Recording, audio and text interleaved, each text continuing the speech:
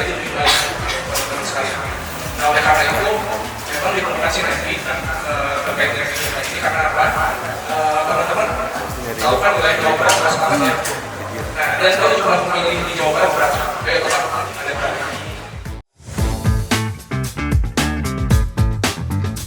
Kalau tadi kan kita udah sedikit Mas Fahmi itu tadi menyampaikan Kang Fahmi ya, kan ini di Jabar ya, bukan di Jawa ya. Jadi Kang ya. Kang Fahmi udah menyampaikan satu informasi yang penting banget. Dan memang itu harus jadi awareness kita sebagai pemilih. Bahwa se-Indonesia tadi aku udah bilang 50% plus satu lebih lah pemilih di Indonesia itu didominasi oleh orang-orang kayak kita. Mereka itu orang-orang yang bisa jadi pertama kali memilih, kedua kali memilih, ketiga kali memilih gitu. Belum banyak lah. Dan artinya itu kita bisa menentukan banget ke depan ini Jabar ini mau dibawa seperti apa dan oleh siapa dan kemana. Nah, makanya di sini di judul di depan sebenarnya ini cuma buat bohong-bohongan aja ya. Kita ngobrol singkat, nanti kita ngobrolnya lebih cair aja. Terkait dalam pemilu ini kita mau ngapain? Kalau aku bilang lebih cocok kita bilang kita bareng-bareng jaga demokrasi kita. Sepakat nggak? Sepakat. Kenapa kita harus bareng-bareng jaga demokrasi? Ini teman-teman.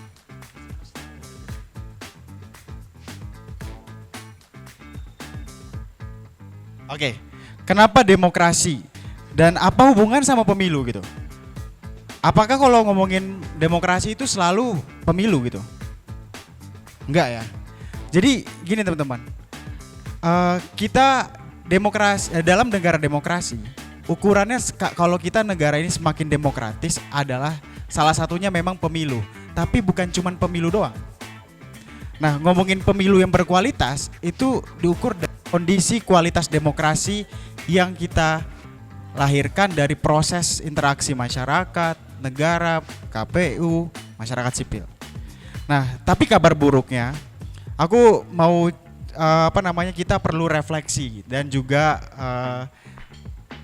merefleksi karena kita udah melalui pemilu 2024. Coba deh kita pikir. Ternyata apa sih yang terjadi di pemilu 2024 dan kaitannya sama kondisi demokrasi kita?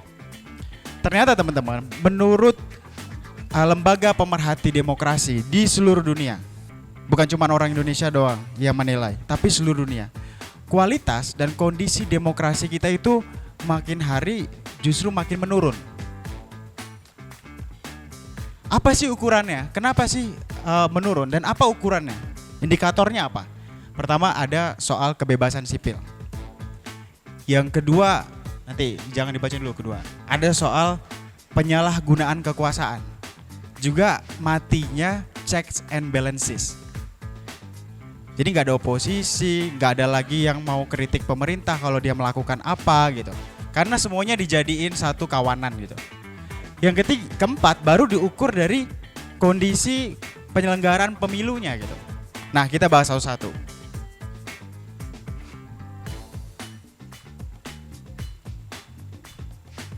Nah teman-teman, dan kita tuh dihadapkan dalam suatu situasi dan kondisi yang disebut dengan Beltran autocratization gitu ya. Autokratisasi intinya gitu. Ilatnya ilat Sunda, susah. Nah, jadi gini teman-teman. Pemilunya ada. Ya kan? Kita berhasil menjalankan pemilu terbesar di dunia. Tapi kualitasnya itu dipertanyakan. Nah, makanya menurut lembaga Freedom of Democration mencatat gelombang autokratisasi itu yang terjadi berlangsung di 42 negara. Kita nggak sendiri, bukan cuma Indonesia, tapi mencakup lebih 35% dari populasi dunia, menunjukkan tren global yang meluas dalam penerapan atau kembali ke dalam praktek otoriter. Penurunan kebebasan yang berekspresi, polarisasi politik meningkat, terus juga mempengaruhi kualitas pemilu dan proses demokrasinya. Contohnya apa? Teman-teman kemarin waktu pemilu ngerasain gak sih kalau misalnya kita ngomong A misalnya gini, harusnya tuh Indonesia dibawa kayak gini, anak abah lu gitu, ya gak? Terus enggak, kita butuh keberlanjutan, wah dasar pasukan gemoy gitu ya, ya kan? Itu bentuk apa ya, aku bisa bilang kita ini lagi diserang sama yang namanya dipolarisasi. Kita dikelompokkan jadi kelompok-kelompok. Kalau kita ngomong A jadi si A, si B. Itu secara nggak langsung akhirnya mensortir, akhirnya membuat kita tuh nggak benar-benar lepas gitu. Apa yang kita pikirkan, apa yang kita rasakan itu nggak bisa keluar. Ruang ekspresi kita jadi terbatas sebagai anak muda. Selain itu juga kalau teman-teman sadari, pernah dengar kasus aktivis yang kemudian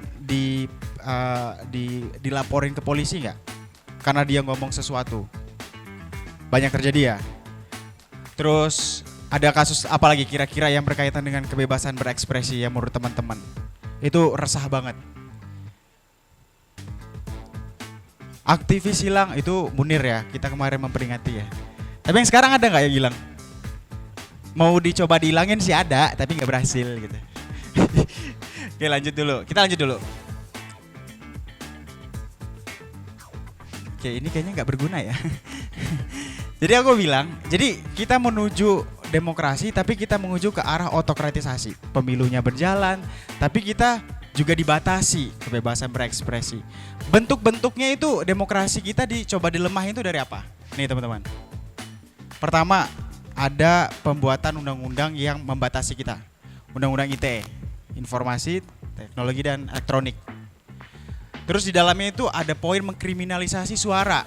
Kalau berbeda dikit sama pemerintah, itu kita bisa dimasukin penjara. Dengan dalih mengganggu ketertiban di media sosial, menyebar hoax dan lain sebagainya. Walaupun banyak aktivis, terus organisasi masyarakat sipil, orang kampus, akademisi udah mengkritik nih, tapi tetap jalan. Yang kedua, teman-teman pasti ingat RUU Cilaka. Ada yang pernah ikut demo nggak? Demo undang-undang Omnibus Law, ada yang pernah ikut nggak? Yang pernah ikut siapa? Kamu? Ada lagi yang pernah ikut? Pojok. Ya, berarti merasakan lah ya bagaimana waktu itu kita semua anak muda datang ke jalan gitu. Karena kita udah mulai resah.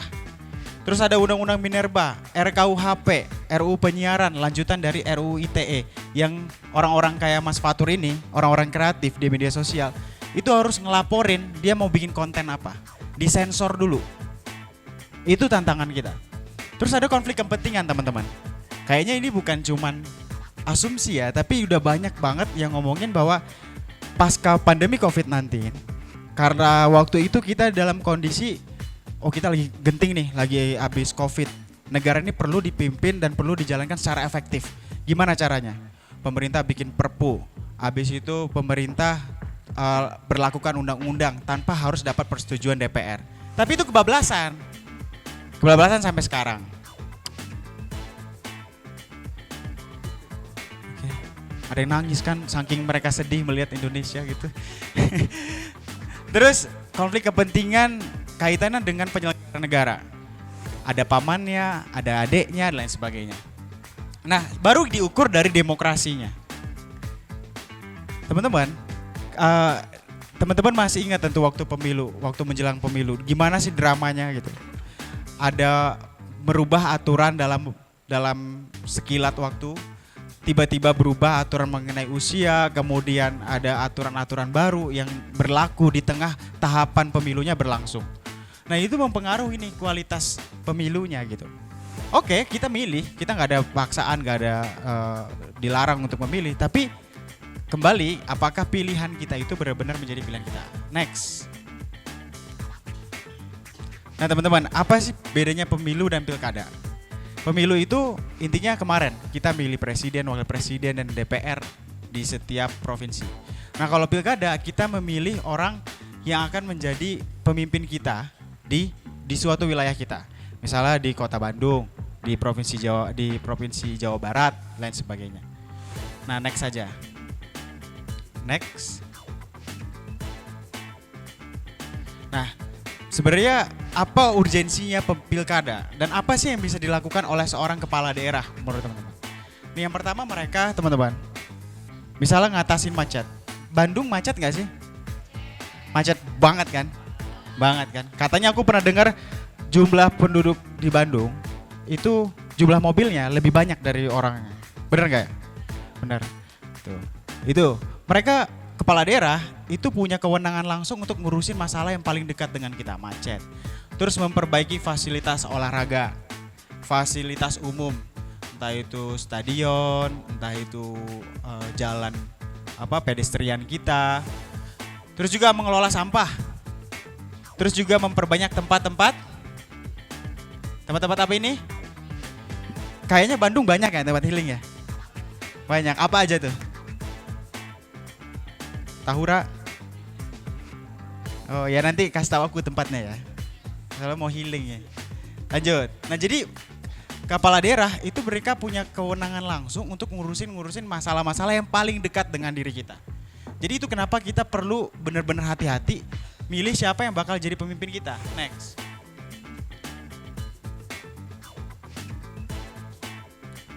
Nah, kalau ngomongin pilkada dan pemilu, itu tentu kita akan mengidentifikasi siapa aja yang terlibat.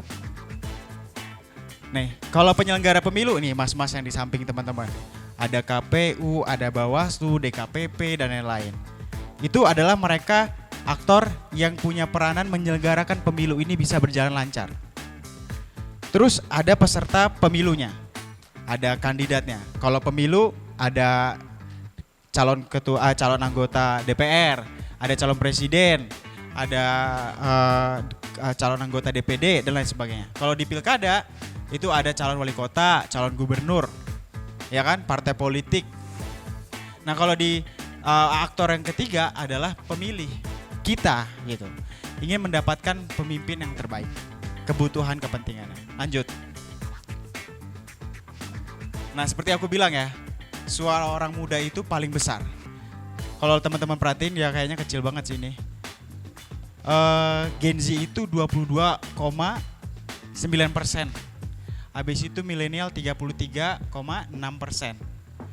Habis itu ya kalau dijumlah itu lebih dari 50%, teman-teman.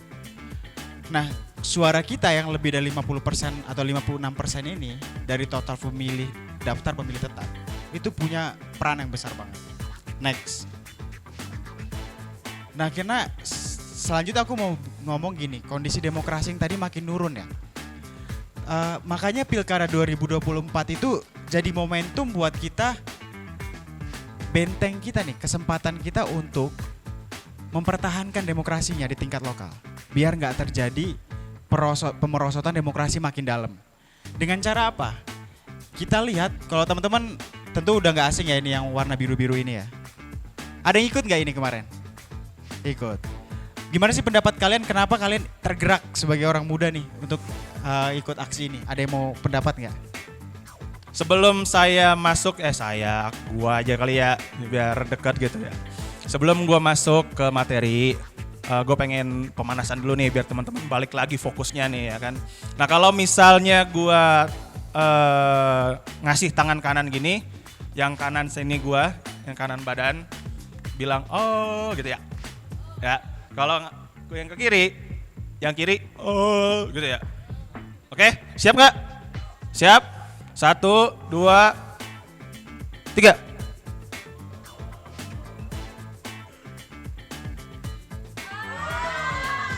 Masa yang kiri kalah?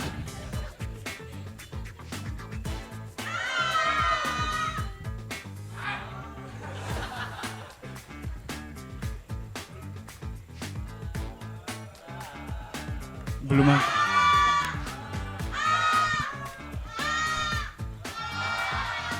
Tangan dulu. Seperti yang sudah Mas Fahmi bilang, saya berhasil memanfaatkan suara kalian. Oke, sebelumnya juga ingin berterima kasih kepada KPU ke Provinsi Jawa Barat khususnya karena telah menggelar acara ini ya, makan-makan ya, enak ya, sambil diceritain soal pilkada gitu kan. Nah, karena ini enak gak? Parah lu, gue belum makan ini.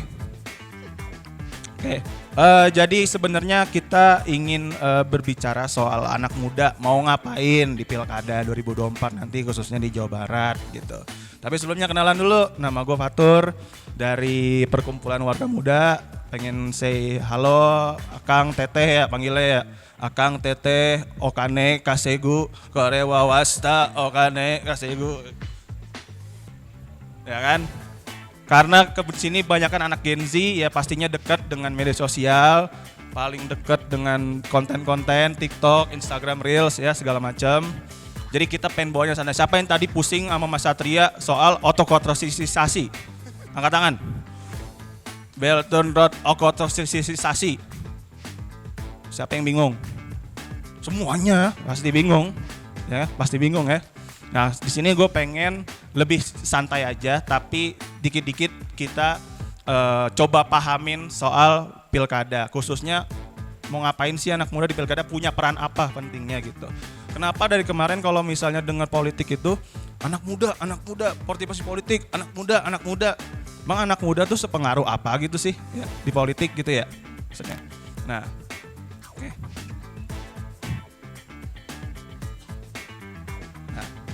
Nah, nih, ayo mau ngapain? Nah, pertanyaan paling dasar buat teman-teman semua di sini gitu. Kalian mau ngapain di pilkada? Gitu. Udah tahu belum calonnya siapa aja gitu? Mbak, namanya siapa Mbak? Dinda. Dinda. Dinda nih yang tadi jawab 35 juta guys. Tepuk tangan dulu dong. Udah tahu dia provinsi Bandung apa jumlahnya. Di pilkada siapa calon yang udah Anda tahu? Bukan Loli, pastinya Loli ya, bukan ya? Hah? Apa ini Kak Agem bukan?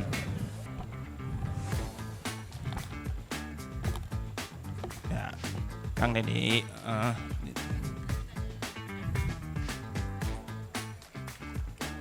Nggak mau. Ya intinya itu ya. Yang perlu dipahamin sama teman-teman semua gitu. Pertanyaannya paling dasar dulu aja ya, nggak usah jauh-jauh dulu gitu. Siapa sih calon yang bakal Tanti tarung di pilkada? Ada berapa? Ada berapa? 4. Oke. Nanti kalau masalah calonnya siapa aja, visi misinya apa aja, sama sebenarnya mau cari pemimpin yang kayak gimana? Ya. Yang paling dikeselin apa tadi? Salah satunya macet, apalagi sih sebenarnya yang dari kesel aja kayak tiba-tiba di dekat sampah ya. Emang sampah sebegitu ngeselin ya guys? Banyak sampahnya gitu ya.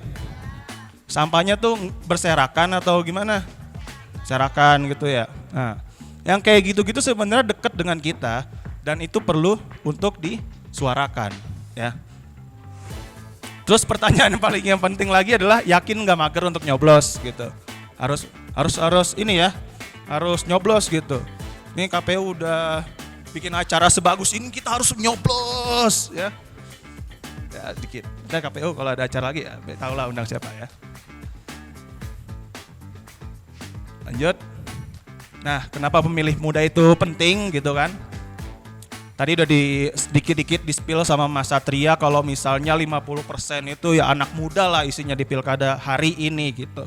Nah, kenapa anak muda itu begitu penting? Karena rata-rata anak muda ini cenderung punya idealisnya sendiri, Pak. Jadi sebenarnya justru kalau misalnya tadi Mas Fahmi bilang gampang buat disetir segala macam, menurut saya berharap anak muda itu bisa lebih percaya pada dirinya sendiri dan nggak percaya sama omongan orang lain gitu.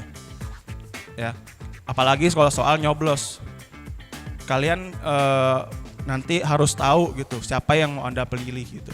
Dan biasanya itu mengharapkan perubahan yang paling besar gitu. Anjir nih nggak bisa nih kayak gini terus, aduh sampahnya bau banget lagi di dekat rumah gua gitu. Harus ini mah macet mulu gitu, harus dibenerin ini mah pemimpin yang lanjutnya gitu. Nah itu yang sebenarnya diharapkan dari si anak muda. Jangan sampai ya udahlah ikut aja nomor berapa, dapat duit berapa lu, cepet. Yang sono berapa, gocap, cepet aja. Oke. Jangan sampai kayak gitu harapannya. Nah, mereka ini memiliki potensi untuk mendorong perubahan positif dalam sistem politik gitu. Nah, mendorongnya dari apa? Suara-suara juga itu sangat berpengaruh, guys. Jadi nggak cuman kita jadi dosen gitu ya, jadi guru nggak perlu gitu. Kita bersuara pun kita udah cukup. Itu sangat berpengaruh. Nantinya ada orang-orang lagi yang mengumpulkan datanya. Kamu misalnya kayak bilang nggak suka macet, nggak suka sampah, kamu nggak suka nggak suka berserakan sama apalagi maca, nggak suka maca. Sukanya apa? Coklat. Nggak suka. Udah. Lanjut lah ya. Nah, persona pemilih muda. Yang tadi udah saya bilang ya, pemilih muda itu cenderung lebih idealis, kritis ya terhadap status quo. Status quo, ada yang tahu status quo? Ada yang tahu status quo apa? Mbak? Tahu status quo? Oh bukan ya? Salah. Ada yang tahu status quo apa?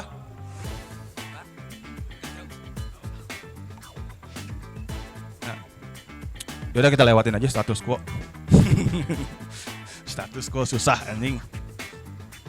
Nah, terus juga yang kedua adalah memiliki harapan tinggi terhadap perubahan, sama ya. Mereka juga lebih adaptif terhadap teknologi dan tren baru. Contohnya tadi yang TikTok ya, konten Instagram, Reels segala macam ya. Udah paling deket lah sama teknologi gitu. Dan harusnya ini bisa dimanfaatkan. Nah, tapi berdasarkan survei gitu ya, data riset di tahun 2022, ini memang si partisipasi pemilih muda ini dalam pemilu 2019 ini sebenarnya banyak orangnya yang ikut nyoblos, tapi minatnya tuh rendah, cuman 1,1% katanya. Nah berarti ini mengatakan bahwasannya sayangnya anak muda nggak suka politik. Emang iya? Emang nggak suka politik? Wow. Suka nggak? Nah, sukanya kalau lagi di acara kayak gini doang. Terbalik nonton konten kagem lagi loh pada.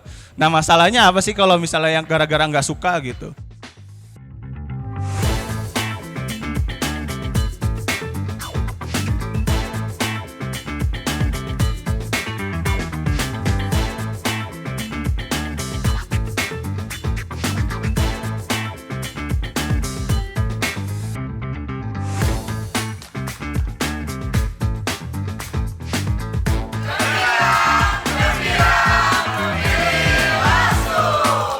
KPU